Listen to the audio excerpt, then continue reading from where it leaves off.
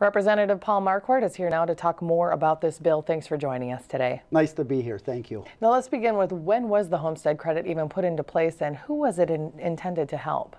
Well, it first came about in 1967. So this is an incentive for home ownership. It's to give folks who own their homes some sort of a tax benefit, some property tax benefit. So we have enjoyed this for over 4 decades in the state of Minnesota. Okay, I want to ask you now, you had discussed briefly some of the effects of the elimination of this program on school districts, cities, counties, and rural homeowners. Go into a bit more detail without getting too into the weeds on what those effects are.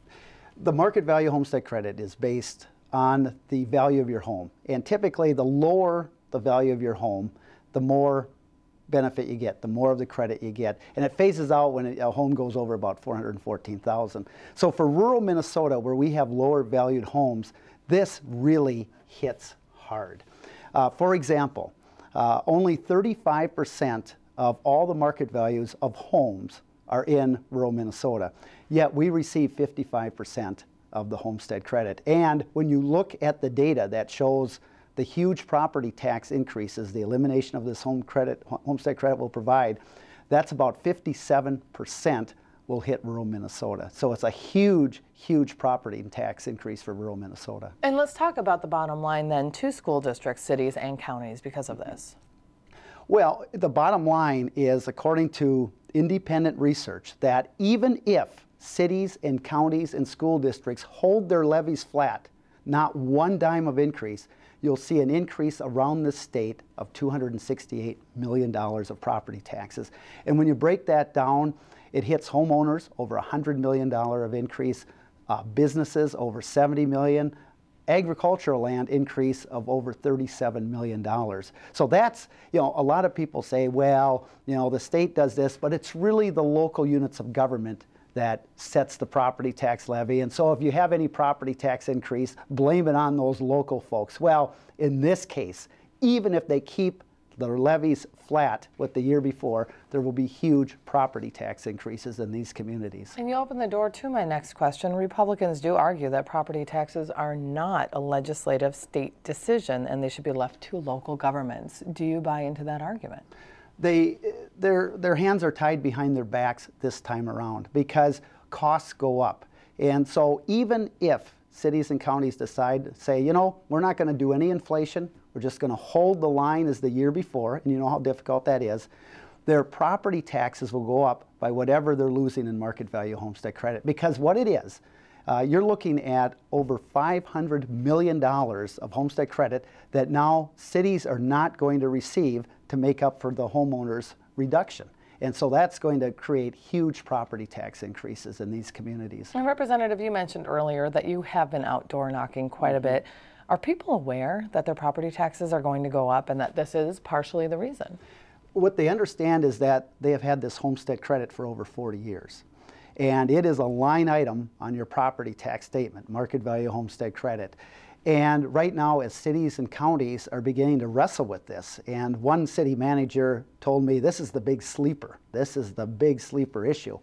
As press reports are talking about how cities and counties are handling this, and they're talking about this elimination of the homestead credit, folks have been asking me every single night, several times a night, about, what does this mean? And when it's explained to them, they are not very happy. They are quite upset and wondering why the state would take away this cherished and valued homestead benefit that we've enjoyed for over 4 decades in this state. In the news conference you did discuss, we talked briefly that the legislature passed this. The governor has indicated he supports this program.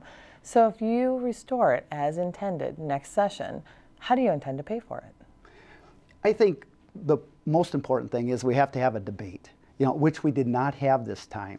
If someone would have asked a homeowner, do you want me to eliminate your homestead credit, or would you like me to look at closing loopholes for foreign operating corporations, I think we would have had a whole different discussion. I mean, everyone's going to have their ideas. It could be cuts, it could be some increases, could be closing loopholes on tax expenditures. But the important thing is the debate has to start now.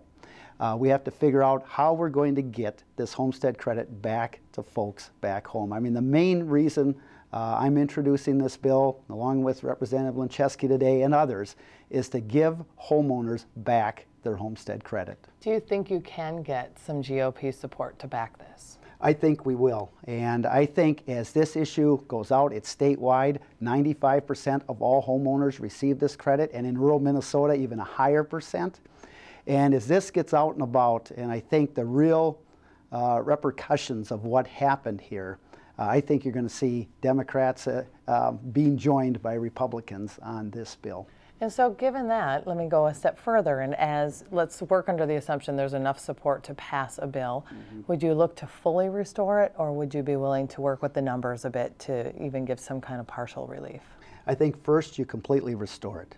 I mean, there wasn't enough debate on this. You know, if we're looking at trying to change a program, what we have to make sure is that we don't raise property taxes on people as we try to do something. So I think we should totally bring it back, totally give back the homestead credit to homeowners, and then, you know, we can look at things. I was property tax chair for 4 years, and we looked at the homestead credit. What we realize is this is a very important direct relief to homeowners, and any way you tried to slice or dice it, you lead to direct property tax increases on homeowners. And so we've got to really debate this, look at this, but right now what's important is that we have to make sure now and into the long term that we have a homeowner's benefit like the homestead credit for people to enjoy and keep property taxes down. That's what's important here. Okay, Representative Paul Marquardt, we're out of time. Thank you for your time today. Thank you very much.